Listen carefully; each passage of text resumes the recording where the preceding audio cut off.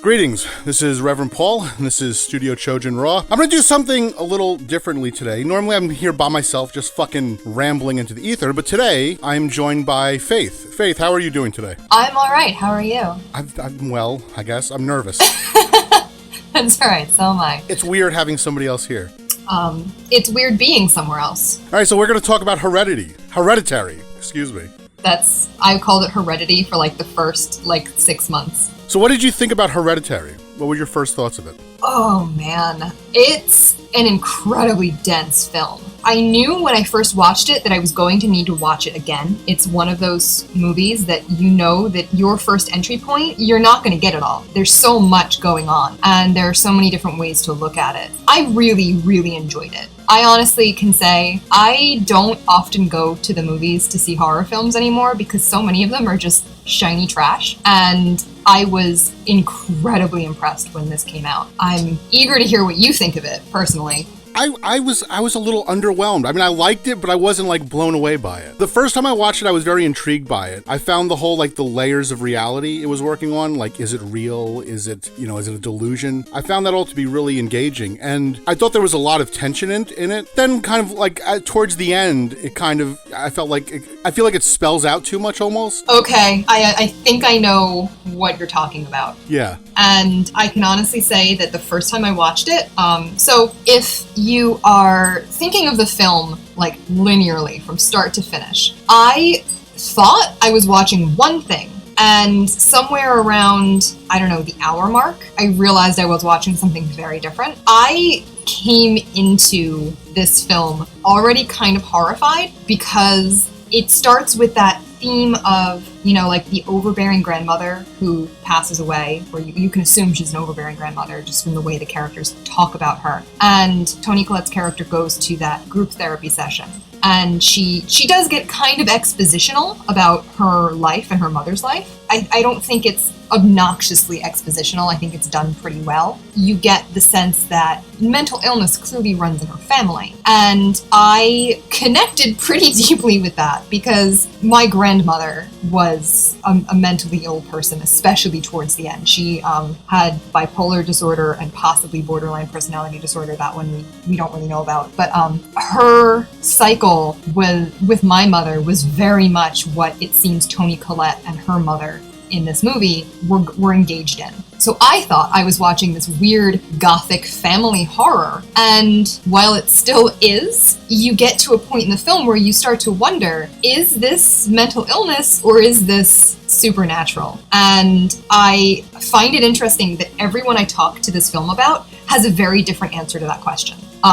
Despite what seems to be something way too spelled out in the end. Yeah. Because I think that's what you're discussing is that kind of, and I rewatched the film last night, and that very last sequence, you hear the voice kind of talking, but you don't see anyone using the voice. Yeah, you don't see the person. I can say that better. Yeah. They're standing in the treehouse, and you can hear Joan's voice saying, this and this and this and this, and we did this and now you're this, but you never see her. And in fact, you never see any character saying that. And if you listen to it, it actually kind of sounds like the room noise even fades. Yeah. And it made me wonder if possibly that was added to the film after production because no one understood it, or it tested poorly without it. Well, that was the thing too. I think the movie would be more powerful if it just ended without any exposition at the end at all, with him in the crowd, Yes.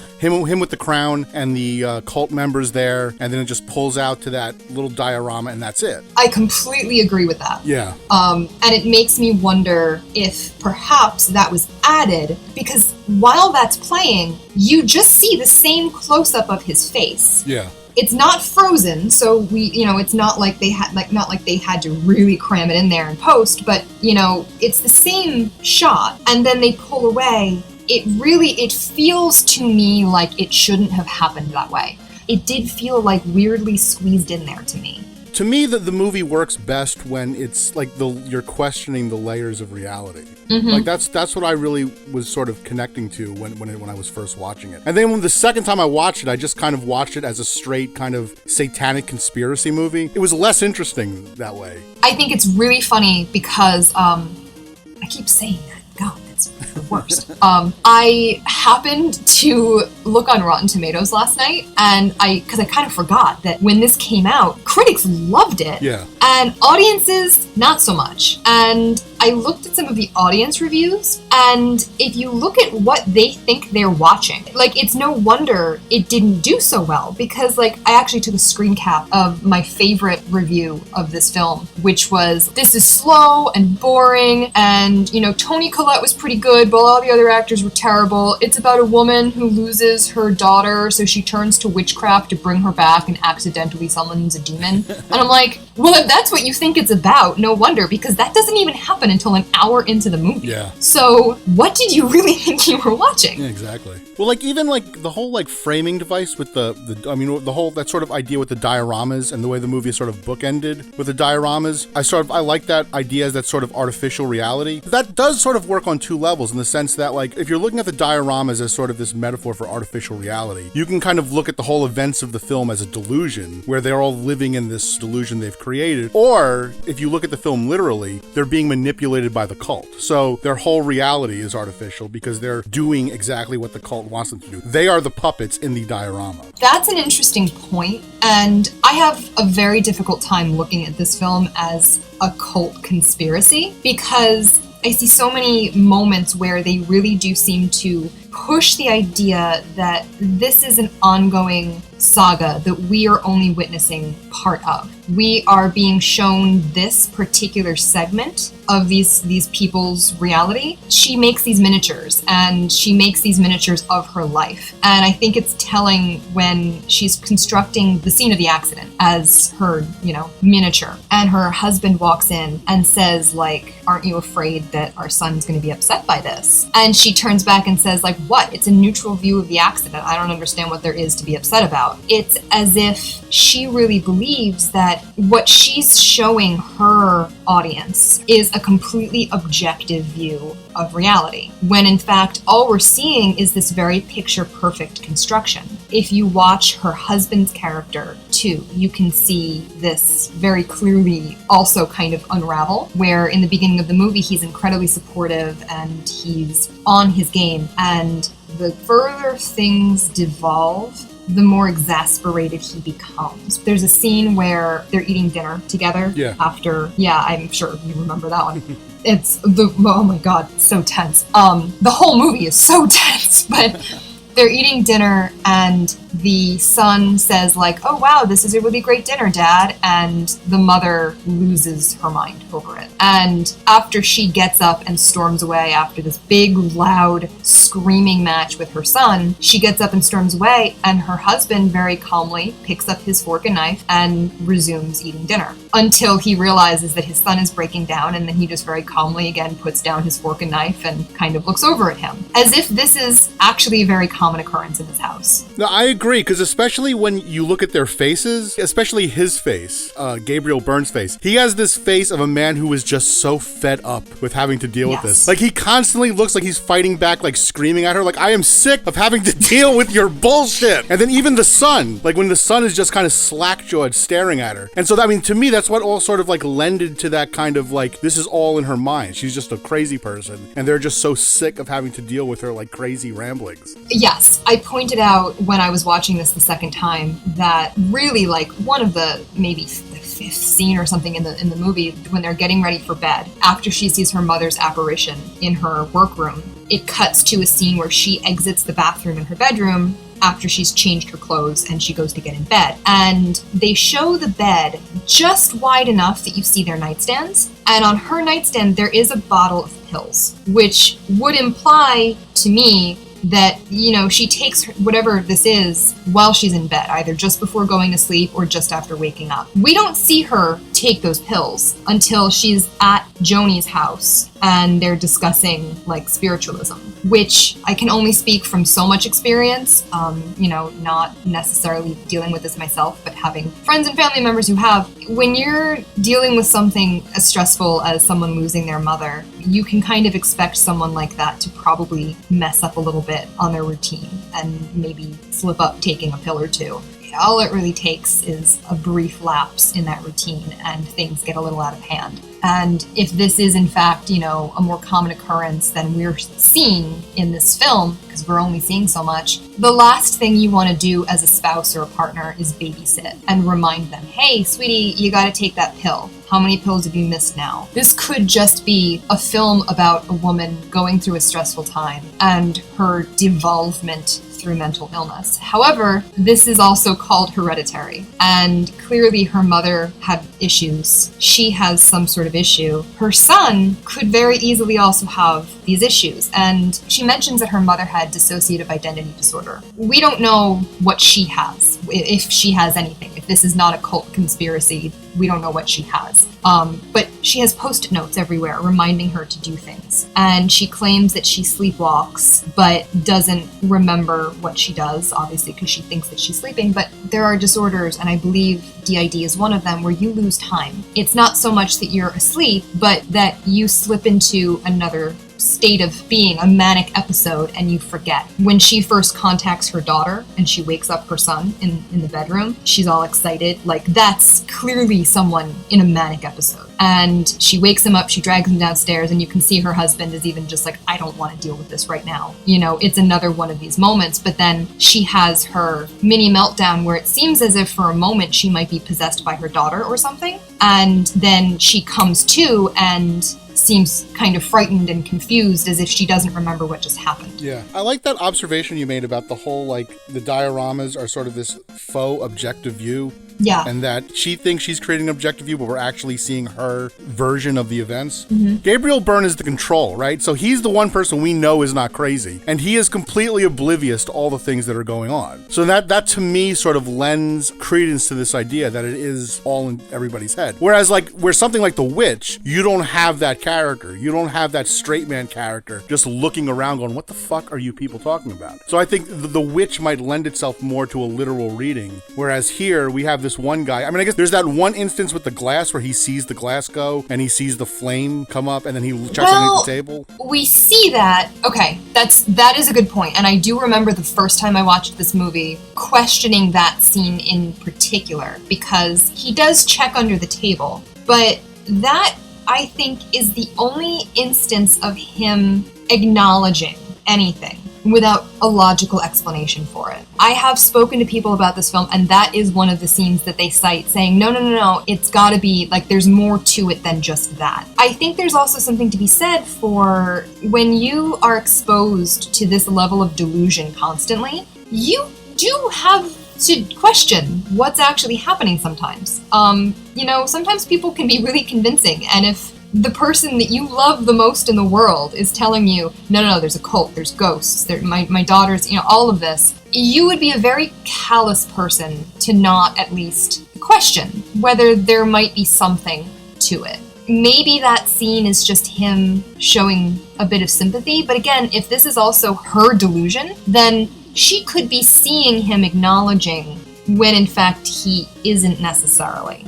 Just like we see him erupt into flames. If this is in fact her delusion, that's how she reconciled what she very likely did to him herself. Yeah, I agree. I mean, because that's the thing. The movie to me is less interesting when you look at it literally, which is why I didn't like it as much on my second viewing. The first time where I was trying to read between the lines, for example, the scene where he gets caught on fire and you're just trying to think oh, okay, so she's setting him on fire and she thinks the book is setting him on fire. And you're trying to connect the reality to this kind of fantasy she's living in. That to me was a lot more engaging than just, things are going crazy with the cult. Yeah, I watched it twice. I'm sure you can watch it a lot more times than that. But honestly, even the second time, I didn't arrive at the place of cult. I maintain my position that this is about a family dealing with multiple instances of delusion. Is Joan a real person or is she a fantasy person? That's a good question. And I'm not really sure how to answer that because she could very well be a real person that she's projecting onto. Maybe Joan was a person in the photo album Mm-hmm. and she's imagining she's having a relationship with her in the present. Yeah. It could easily be that it's, or someone she met at that group therapy session reminds her of someone she knew from her mother's past or something. You know, that's not something we get a lot of closure on. It is a little strange if she's not a real person and then in the end her son also has this vision of her. Although, like I said, we don't necessarily see her face in that last scene, but it's definitely her voice. Yeah. Which would, question, like, how does he know? He sees her in the, when he's, in the, recess that's right. Area. In his recess area. But then how would he know her there, too? Like, watching that scene, that's another scene where I get the impression that, we're witnessing his breakdown. Yeah. None of the other kids acknowledge any of that. And, like, let's face it, if some woman was standing across the street from a playground screaming at a bunch of high school kids, a lot more kids would turn around and acknowledge that. Yeah, exactly. And no one does. Unless you start to concede that the cult has this power, that they're, like I said, you take that diorama idea and the idea that they are manipulating reality. Like, the cult can manipulate reality to this extent where they can appear in public and people aren't acknowledging them. True. Think about the whole, like, Charlie getting her head cut off. Like, think about, like, the whole pretense of that. The fact that they marked this telephone pole with the symbol. Then, so I guess, are all the kids in the party, are they Satanists too? So they knew they were going to make this cake with nuts and they knew she was going to eat it and they knew the kid was going to panic and then swerve. And it's like, it's very contrived when you break it down that way. But if you take the conceit that, okay, the cult is manipulating reality, then somehow this now makes sense. Okay, yes, maybe. But at the same time, when you say it like that, doesn't that sound insane? Oh, exactly. And if you read cases of dissociative identity or schizophrenia or any of these other illnesses that do take these forms, you do hear things like that from people that convince themselves that the world is this tangled web of conspiracy out to get them. So I still maintain that even if you're looking at this as a cult conspiracy, it's got to be a cult conspiracy constructed by someone whose reality is breaking down. Yeah. The whole, like, Charlie dying, that is sort of the impetus for the whole unraveling of everybody. That could be the triggering effect for Tony Collette's mental illness, for the fucking Jumanji kid, for his mental illness. That's basically where everybody sort of goes off the rails. Right. And it is a pretty well documented phenomenon that tragedy and trauma will trigger mental illness prematurely, or maybe not prematurely, but it will trigger mental illness when seemingly there was none there to begin with. And it's just because that was going to probably happen later in your life. And this traumatic event has sped it up a bit. I think also, clearly the son, I don't want to say like, oh, he experiments with drugs, but like, he clearly does a lot of weed. Yeah. I sound like my mother there. He does the weed, but like, he clearly is not afraid to experiment with things. And I was listening to this podcast about Rocky Erickson the other day, and I had no idea that most of his issues seemed to start when he got out of the hospital, where he was, being treated as criminally insane and witnessed all of these traumatic events to himself and other patients. And that's when his breakdowns kind of started. So, like, what more traumatic event could occur in your life than accidentally decapitating your sister? Yeah. That seems like number one. That's the best scene in the movie, where he's sitting there coming to terms with what happened. That's literally his breakdown, with the camera just focused on him and he's just reacting. And then he's just like going, okay. And then he's gripping. It's like, that's him losing his brink on reality.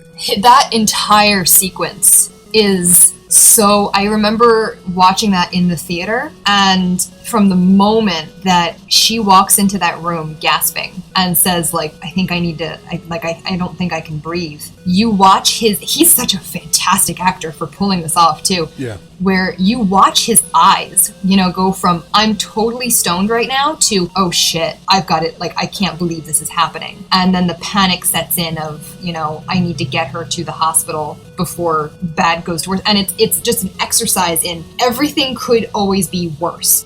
Worse than having to take your sister to a party is having her have an anaphylactic reaction while you're there. And worse than that is accidentally decapitating her. And then worse than that is having to decide whether or not or how you're going to explain this to everyone around you. And he just doesn't. I think any right-minded person would look behind, assess the damages, then go back home and tell their parents what happened. The fact that he completely disconnects from it and just lies down and just ignores it, that to me, that's his sign of just losing his own mind. That's his dip into mental illness. It's definitely troubling, but I have to say, after watching it, I don't know if I could say that I would handle it. I mean, obviously, I want to say, no, I would call my parents immediately and say, oh my God, I need help. This is what happened. But you see that moment in his eyes where he's like, I need to face the reality of this. And as an audience member, my reaction is just like, nope, I live in this driver's seat now. I have no life anymore. This is it. This is my reality. I'm staying here. Because once you see that, you can never unsee that. That's going to be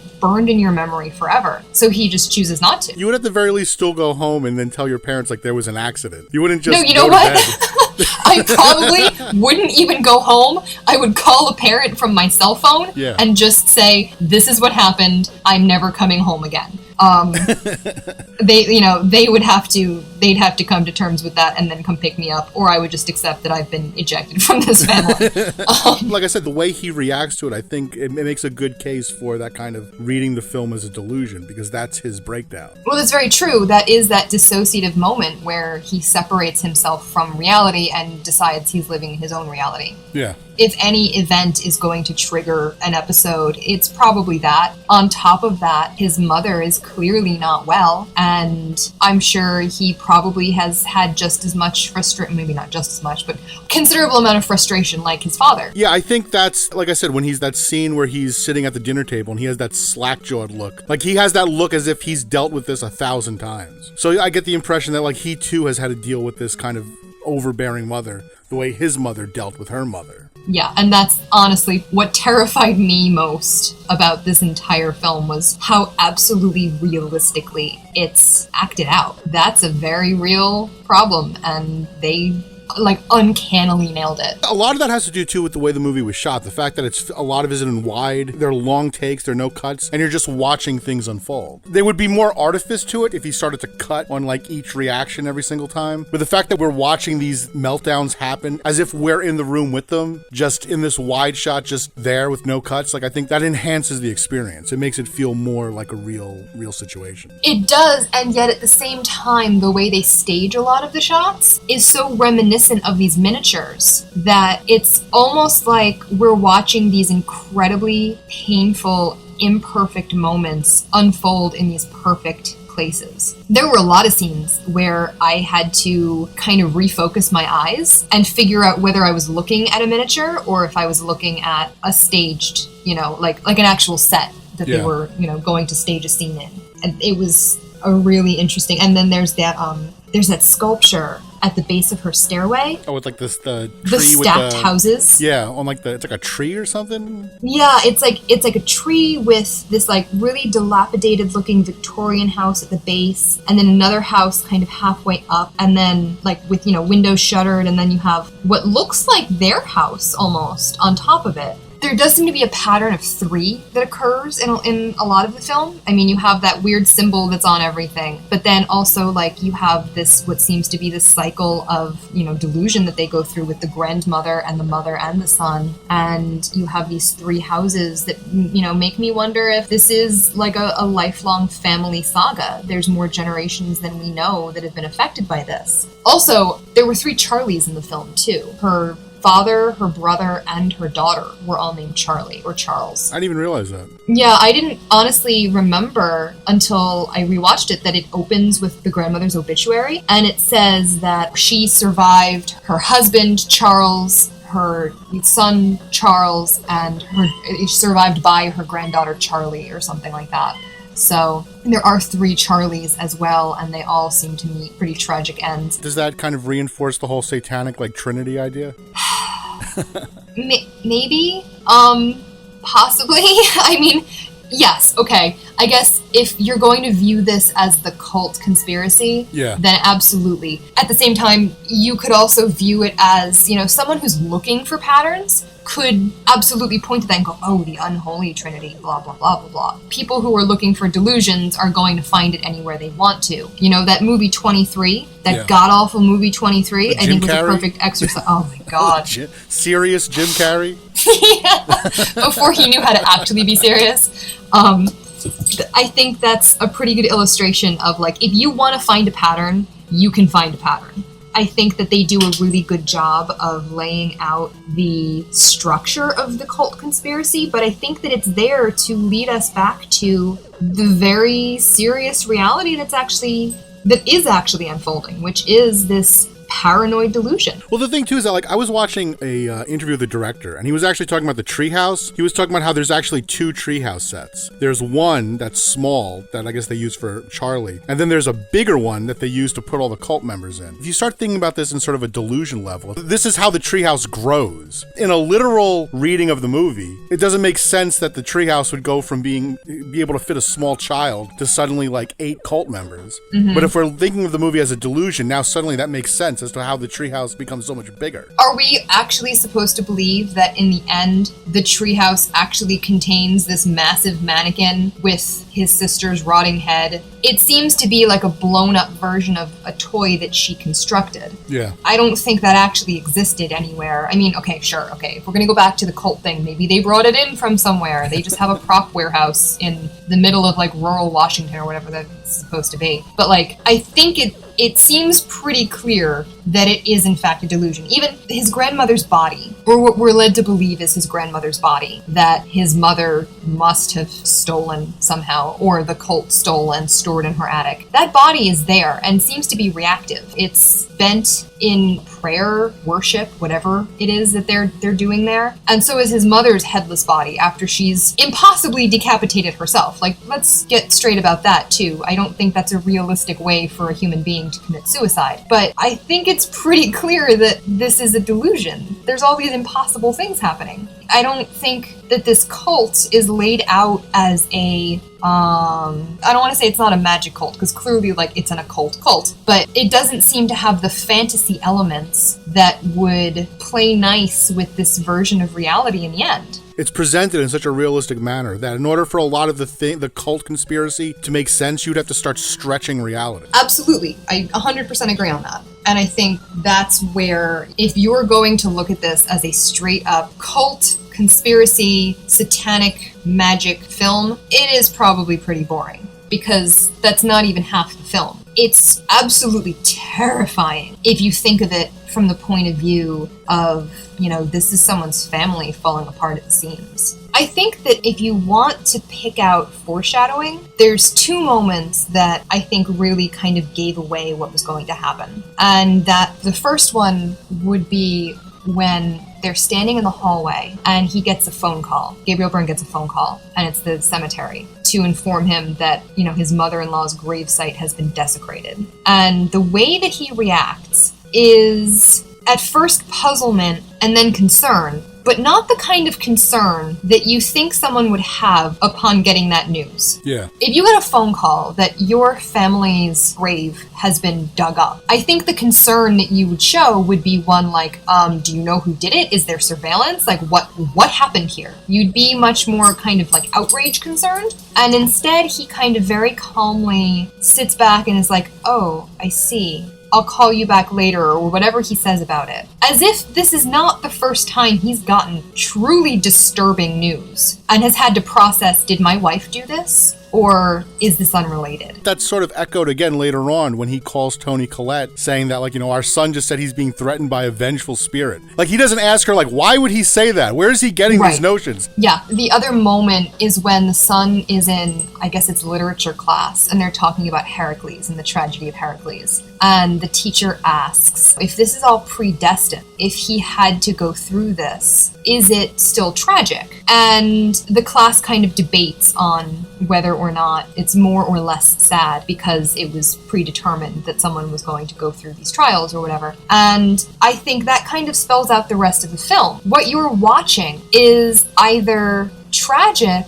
because these people, maybe I should phrase it to say that whatever's happening is tragic, but you have to decide whether it's tragic because they are dealing with this thing that they have no control over. You know, you don't get to decide when you're born into a family what you inherit from your ancestral line and what you don't. So is it more or less sad? You know, did they make the right decision, or can you fault them for maintaining a family when clearly this was a very real worry? I misremembered a little bit. After I started watching it a second time, I realized that I invented an entire scene that never happened. Yeah. It was a scene between Gabriel Byrne and Toni Collette. And this is going to sound like crazy person talk, but I promise. It's not. I remembered a scene in which he said something about how her mother was not a presence in their life, or was a very destructive presence in their life, and it wasn't until they had a child that he realized that the mother was actually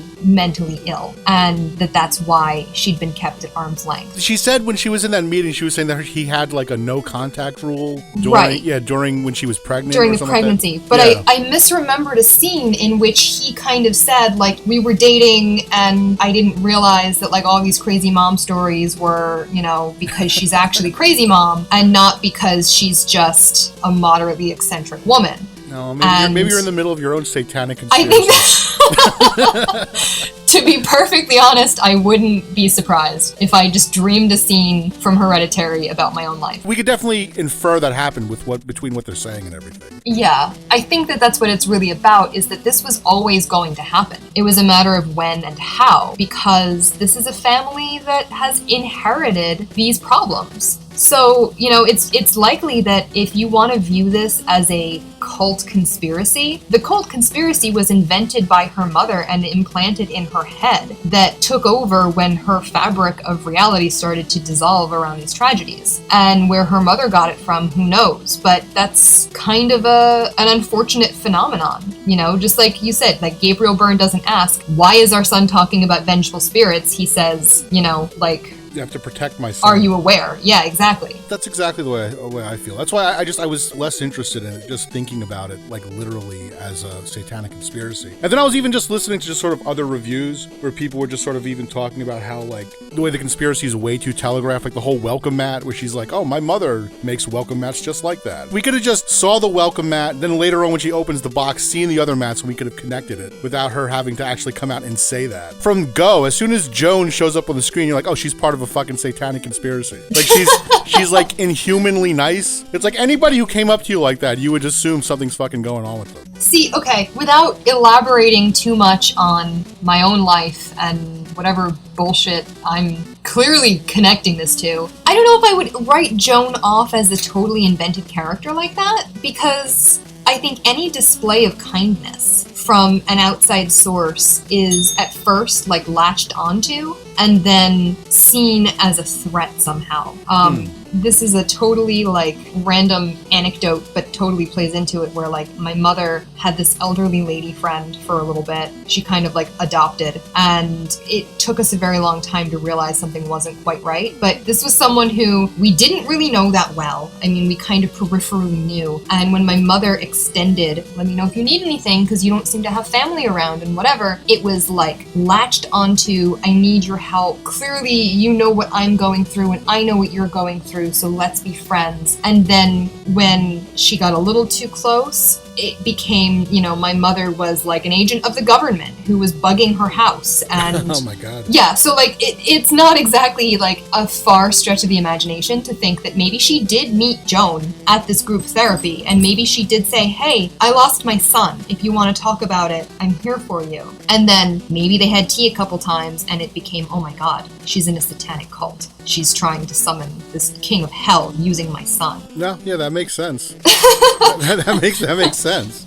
When you were talking about their house is sort of perfect, like even just like little things I noticed, like when she was working on her dioramas and she spills the paint on her easel, but there's no other paint stains. Anybody else who does paint like that, their easel would be covered in fucking paint. And especially now we know she spills paint, but that thing is spotless. Her work area is completely spotless. There's no shavings or paint drops all over the floor. Well, it's an objective view of a work area. that scene where Gabriel Byrne comes in and sees that she's destroyed everything. And she's sitting on the floor and she says very, like, matter-of-factly, I got tired of looking at it. I think that speaks volumes, too. This is, you know, I got tired of looking at the way things were, so I took them apart. I think that's what she does through the whole movie. If we were to say, like, the actual ending, if this is all delusion, so she kills her husband, attacks her son, and then her son kills her? I would probably read it that way, yeah. Or possibly he witnesses her killing herself. We don't know exactly how she dies. He could have turned her hanging into that in a way to echo what he now at least sees death as, which is this horrible, gory decapitation. Or maybe he does attack her. I don't know if anyone's really able to speculate on that in any authoritative way, but I would think that what we're seeing there is a delusion of a more real situation. I guess there are a couple of tells. Like, first, we see her, like, Spider-Manning it on the fucking ceiling. But when she actually runs at him, she runs at him from the corner. Mm-hmm. When she's hanging there, we see her cutting, but we never actually see her head separate from her body. We hear the thump, but that's it. Maybe he comes in the room, discovers what she's done. She attacks him, chases him upstairs, and then she hangs herself right in front of him. Yeah. And then maybe falls, you know, and that's the thump. It's possible. I keep coming back to the fact that this is a pretty classic Gothic horror. If you think about, like, Gothic novels, think about Wuthering Heights and the Bronte sisters, I don't think those are as widely renowned as they once were. And I think maybe it's because modern people have a much different place in their hearts for delusion. Because I think that's at the heart of just about every Gothic story ever. In Wuthering Heights, you have the saga of, you know, two families that are at odds, and, like, you know, the constant tension between them generationally, and the not wanting to bring one family's sins into the other. You know, you have Jane Eyre with, you know, this constant theme of madness running through all of these dark hidden places. All of them deal with these absurd situations, and I'm saying madness because we didn't know what mental illness was back then, and this is like a modern retelling of that kind of story. Things happen that you can't explain, but you don't really need to explain them because you're dealing with a family who is dealing with their own generational breakdown. Well, you're kind of where I am, where it's just like you liked it as sort of this metaphor, but don't like it as this literal cult movie. Yeah, and then when I rewatched it, I was like, oh no, there's no way this is literal. There's just no way. You gotta watch it again as a cult movie, and it becomes extremely not fun. I tried really hard. Like, I really tried to watch this as a literal film, and I couldn't even get there, because everything kept pointing me back to this is delusion. You know, like every post-it note I saw, I was like, I can't believe this is a cult movie. This is her reminding herself. Because even like the way Toni Collette, the way she's so hysterical. Yeah. I'm thinking about even the scene when Gabriel Byrne drives back to the house with the son in the car, and the way she's like flagging him down from the driveway. It's like, this is a crazy woman. Even if this is literally a cult happening, she's still fucking insane. And she's still not really a sympathetic character. No, she's not. And especially in that scene too, she's concerned about her son, sure, but really seemingly that's a separate issue to her. And she kind of freaks out, you know, oh my god, what happened to him? Who did this to him? Whatever. And then as soon as he's tucked into bed, it's, I need you to go in the attic and see if you can see what I saw. It's not even, there's a body up there and I don't know who it is. It's, I need you to go see what I saw. That's like another stretch of reality of like, how did the cult get the grandmother in the house? That's another point where if I thought about it from the point of view of a cult, it made a little more sense. Like, that one issue seemed to make a little more sense. Like, okay, a cult would have a lot more manpower to dig up a grave perfectly, because we do see the photos of the grave. Yeah. You know, to perfectly dig up a grave and deliver the body to, you know, dead weight is an expression for a reason. Like, well, I mean, like the physical act, obviously you would need people, but even just how would you get that body in the house without the family knowing? Well, and this is something that my fiance pointed out, and I wasn't sure if he was being sarcastic or not at the time, because she comes in supposedly from group therapy at one point, and Gabriel Byrne says, oh, where have you been? And she says, instead of I was at group therapy or whatever, any logical anything otherwise, says, I was at the movies, you know, as if it's fully established that she does a lot on her own. And he says something to her after he goes upstairs, like, how did you do this? Is this where you've been going? He recognizes that she's been leaving at night, you know, and we have seen her leave the bedroom in the middle of the night. Although we're then shown the treehouse as if she's sleeping in the treehouse. But again, if this is her perfect delusion, what if she just thinks that she's sleeping in the treehouse and she's losing time because she's stolen her mother's body? It doesn't make sense to me that she could do it on her own necessarily, just the strength that it would take. But, you know, again, there's a lot that we have to accept here on either side, whether we're looking at this as cult or delusion. I'll be willing to just kind of go through the sort of suspension of disbelief that somehow she got the body up there herself. But like I said, but the whole like stretching of reality of the cult somehow managed to slip this body in without anybody knowing it, to me seems like more of an extreme suspension of disbelief. That's true. That's a good point. Although I think there were several points where the family was shown coming back together as if they'd been out of the house together, or at least have been out of the house and we don't know where she is. But again, maybe that's because she was doing this radical thing on her own. That's true. That is a point that I was uncertain about, and I think the first time I watched this and I heard it was a cult thing, actually, I was like, okay, that does make a little more sense if I think it was more than one person. She was a small, diminutive lady. Maybe it's possible, you know, she's dead, so maybe she's lost some pounds, so maybe she doesn't have oh, did she cut her head off before? Well, like, so the whole, like, idea of the head, right? Yeah. Is the head a theme now in the delusion because Charlie lost her head? I assumed so. I will be honest and say it was an assumption. I did assume that anything missing its head was based on the way that Charlie died. Although you do have that pigeon in the beginning that's kind of foreshadowing, so I don't know about that entirely, but I just assumed it was an echo back to this very tragic thing that happened. So that means she would have to have dug up her mother, put her upstairs, then after Charlie died, cut the mother's head off. I don't think you could dig up a grave in a night, so it's possible that maybe she was working on this little by little, and after she died, she brought her back without the head? I don't know. I don't exactly know how that timeline would work out, because did he get the call while she was alive or after she died? It was like right after the funeral, so she was alive. Okay. We also don't know the exact timeline here. That's true. We don't know whether she died the day after or it was weeks after. Yeah, that's true. I mean, well, there is that scene where when she sees Joan again, she says it's been months. Right, but Charlie was long dead at that point. We don't know whether the beginning of the movie happened within days or was stretched out significantly. No, hold on. That doesn't work either. Because I was about to say, when she first meets Joan, she says something like, I saw you a few weeks ago. Your mother, whatever.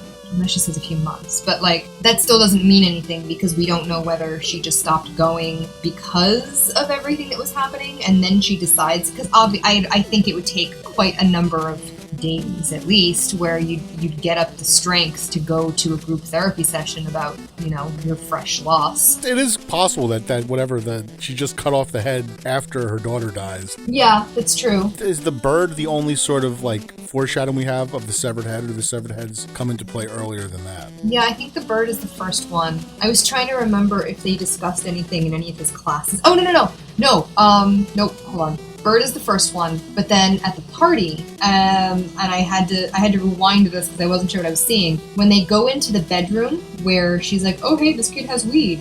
When she walks in, the girls on the bed are watching like an iPad with guillotine videos on it. So the bird isn't the only foreshadowing, but it is, I think, the first. But then I guess the question is like, what does that mean then? Is that just a clue? Can't speak. Is that just a clue to the viewer?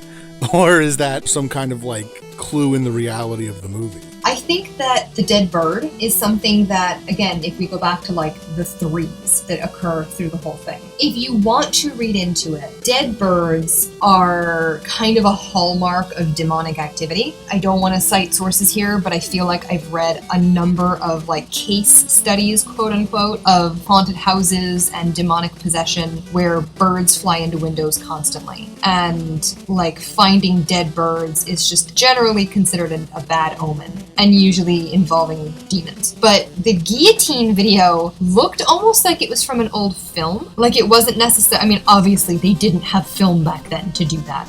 But it wasn't like a guinea pig video or anything. It looked like an old film. And I kind of forgot until literally this moment about that in general, because I was like, oh, I have to find out what movie it was they were watching in that scene, because it's probably like the tragedy of Heracles, where there's some thematic echo to the story at hand. But I didn't, so I'm not exactly sure. Like unless you're gonna say it's like it's this ham-fisted of like, you know, you're losing your head, you're losing your mind. You know, like is it that sort of thing? Like they're all losing their heads? I mean, if you want to pull way back here and suggest that maybe she wasn't decapitated, maybe she died of this anaphylactic reaction, and it's just such a tragedy that she may as well have died in this truly horrendous, horrific way. And that all of these seeds that have been planted, the dead bird, you know, the guillotine videos, are what shapes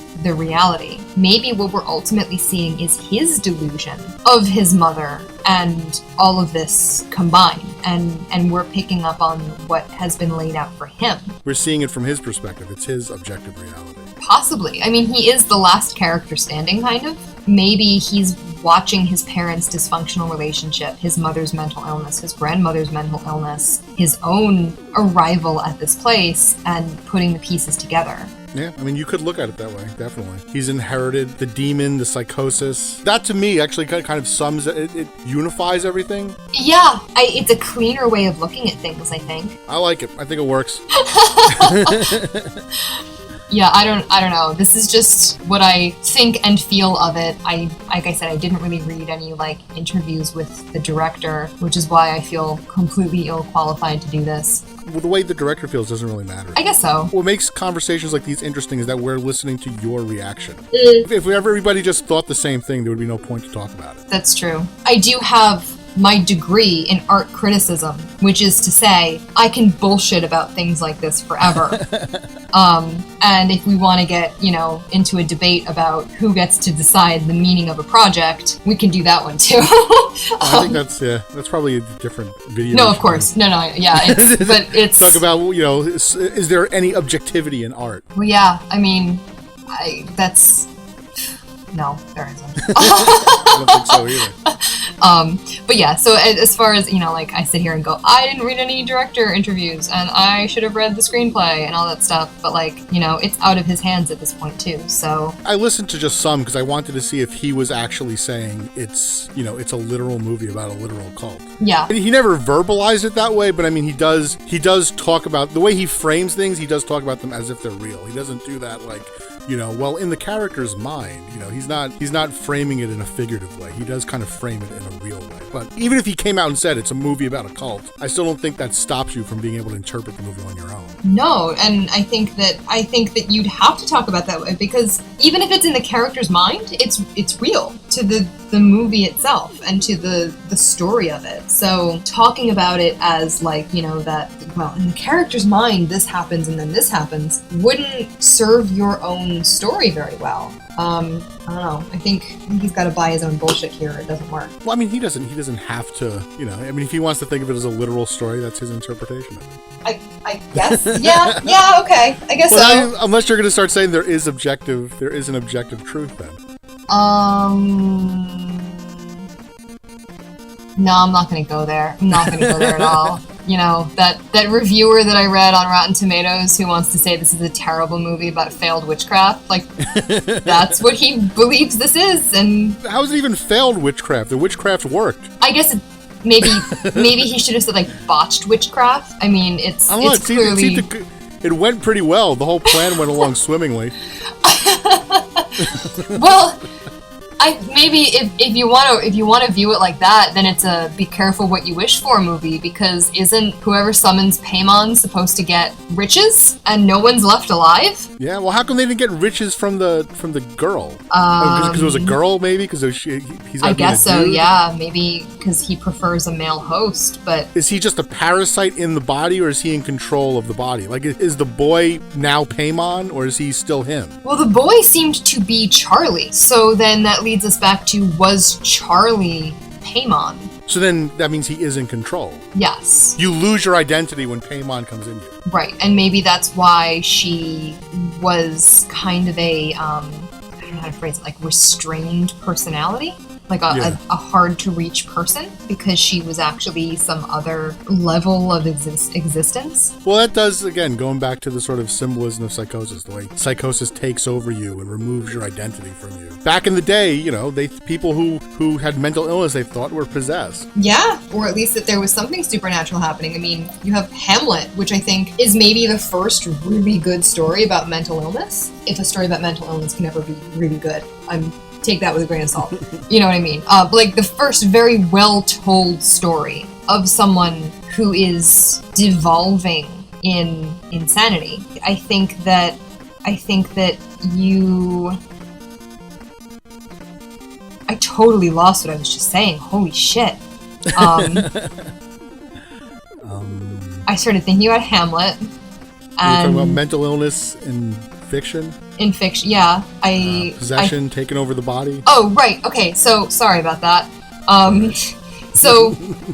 Yeah, I think Hamlet is a really good example of that, because it's explained by the trope of the ghost story. He's, I mean, something's not right there. Let's really hard look at that. But, you know, when he's getting all these very paranoid notions of, you know, there's a conspiracy. My father was killed by this treacherous plan, and my father told me so himself because he came to me as a ghost and told me I need to avenge him. And it just kind of continues from there. He continues seeing spirits and getting more and more paranoid until at the very end, you know, it clearly ends in tragedy. I think that this is very similar. This is an allegory of illness told not necessarily in a ghost story, but in a metaphor of demonic possession. It's the handing down of psychosis. It's the unraveling of someone. That's the only way it's interesting. It becomes very boring as a cult story. I really don't see how you can objectively view this as just a demonic possession or cult movie. There's so many little zings at, you know, something totally different. Well, like I said, unless it's one of those satanic panic movies where everybody is involved in the cult. If you want to look at the dioramas as that metaphor for they are puppets under the cult's control. That is the only way I could sort of rationalize the leaps in logic it takes sometimes, if we're going to take it as a literal story. Okay, I can kind of maybe see that if you're looking at it really hard, but I don't think it fits. I just don't think it fits. If this was set in the 80s, as we are so wont to set everything right now, then maybe I'd agree, oh yeah, no, it's just totally a satanic panic movie, and that's what this is. But this is pretty distinctively modern, I think. I don't know, I think it's a really well done film, and I think that it's a really great portrayal of paranoia and delusion. You connected with it. You connected with it on this visceral level. I absolutely connected with it. And I would say that I probably connected with it stronger the second time. It's definitely more interesting to me when you're questioning the levels of reality. Literally, it is. I went the second time I watched it, I just accepted it for what it was, and I was just so disconnected from it. If I watch it a third time, this time just assuming everything that is literally happening is bullshit, I would be back on the page of really liking it again. Possibly, yeah. I mean, I will admit that I'm totally guilty of allowing my personal experience to color my experience with art and cinema. Well, that's being human. That's nothing to apologize for. It is human, but, you know... You're not a robot. You shouldn't be looking at things robotically. I went to art school, so I'm also trained to apologize for everything I did. I'm so sick of academic fucking interpretation. I hate that. You know? Yeah. You know, it's... I don't think that we can necessarily separate ourselves from our experiences, and if your sole experience with this kind of scenario is by watching movies about satanic cults or demonic possession, then you're not probably going to connect with this anymore. Yeah. But if you read into this, you know, with people that you have experienced yourself or scenarios that you've experienced yourself, then it becomes terrifying and absolutely chilling. And, you know, I think that's where I'm at with it, and I really don't know if another viewpoint. Even like I said, I went into this one trying really hard to see it as a cult movie, and I couldn't. It's that sort of Blade Runner thing where the literal story, for me at least, the literal story is not interesting. It's the subtext that makes it interesting. Yeah, no, I agree. I would recommend if anybody goes into it, they should engage it that way. They shouldn't be too concerned with, the plot as it literally happens. And obviously, you wouldn't recommend it to anyone who's into jump scares or just creepy, Oh imagery. no! In fact, that was one of my other favorite Rotten Tomatoes viewer reviews. Was like there was at least one good jump scare in the movie, and I was like, is that why you watch horror movies, for the jump scares? So no, if you like jump scares, this is not your film. So we would recommend this. We would recommend this to other people who are prepared to engage with the ideas. I totally recommend this movie to pretty much everyone I talk about horror with. But yeah, you have to be willing to really dig a little deeper than the surface on this one. Well, anyway, I guess that wraps things up. I don't know. Do you think our first conversation went well, or do you think it went poorly? I think it went pretty well, but I could have been a lot better organized.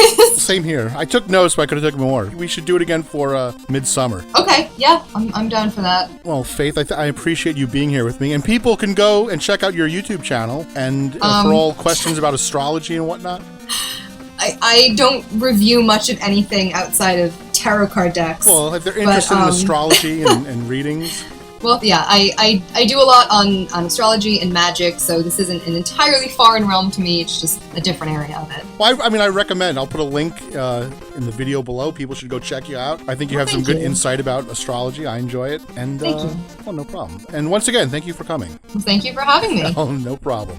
So, to everybody else, until we meet again.